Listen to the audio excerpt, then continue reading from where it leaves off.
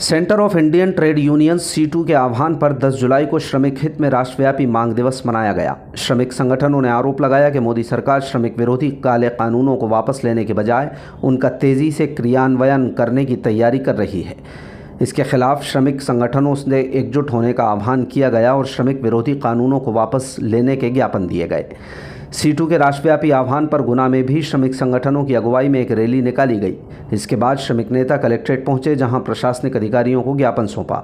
श्रमिक नेता जब कलेक्ट्रेट पहुंचे तो देखने में आया कि ज्ञापन लेने आए अधिकारी ज्ञापन का वाचन होने तक गर्मी और उमस से बचने के लिए अपने रूमाल से हवा करते रहे। वहीं श्रमिकों को भी गर्मी और उमस से परेशानी का सामना करना पड़ा। बता दें कि श्रमिक संगठनों द्वारा दिए गए ज्ञापन में मोदी सरकार पर काले कानूनों को लागू कराने के लिए देश भर के मुख्य सचिव को बुलाकर 100 दिवसीय टास्क देने का आरोप लगाया है। सीटू ने हाल ही में बनाई गई श्रम संहिता को मजदूर विरोधी बताया है और उन्हें फ़ौरन वापस लेने की मांग की है। सीटू के मुताबिक मजदूर वर्ग जल्द ही इन कानूनों को वापस लेने के लिए बड़ा आंदोलन छेड़ेगा। इसका असर देश भर में देखने मिलेगा। ज़रूरत पड़ी तो मजदूर भूख हड़ताल भी करेंगे। बुधवार को मनाए गए देशव्यापी मांग दिवस के दौरान सीटू के साथ ही आंगनबाड़ी कार्यकर्ता संगठन ने भी न्यूनतम वेतनमान 26,000 रुपये तय करने और अनावश्यक रूप से थोपे गए नियमों को वापस लेने के लिए ज्ञापन दिया है। मध्य प्रदेश सरकार के वकील ने वहां जवाब देने के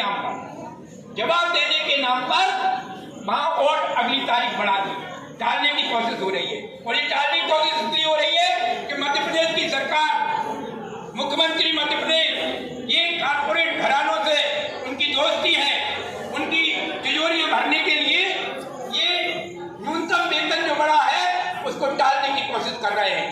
तो इस सीटू ने भी हाईकोर्ट में हस्तक्षेपकर्ता के रूप में दायर करने के बाद कह दिया है कि सीटू एक तरफ मैदानी लड़ाई लड़ेगी, दूसरी तरफ अगर जरूरत पड़ी तो सुप्रीम कोर्ट में भी CITU के नेतृत्व में कानूनी लड़ाई की लड़ी है। ये आश्वासन में ये पूरे देश भर में सीटू के नेतृत्व में ये मांग दिवस मनाया गया है। पूरे देश भर में प्रदर्शन हुआ है, रैलियां हुई हैं और ये इसलिए और ख़ास तौर पर ये तय किया है सीटू ने कि जो काली श्रम संहिताएँ जो कानून के रूप में लेबर कोड 4 बनाए थे केंद्र सरकार ने, किसानों के तो वापस ले लिए, मगर ये 4 काली श्रम संहिताओं को, लेबर कोड को वापस नहीं लिया। और अभी तीसरे टर्म की जो सरकार बनी है मोदी सरकार, इसने दिल्ली में अभी एक मीटिंग बुलाई। 20 जून के दिन मीटिंग हुई दिल्ली में और पूरे देश के जो सभी राज्यों के मुख्य सचिव थे उनके बीच में 100 दिन की एक कार्य योजना प्रसारित की है। उसमें इन काली श्रम संहिताओं को लागू करने के हिंट दिया है सारे सचिवों को।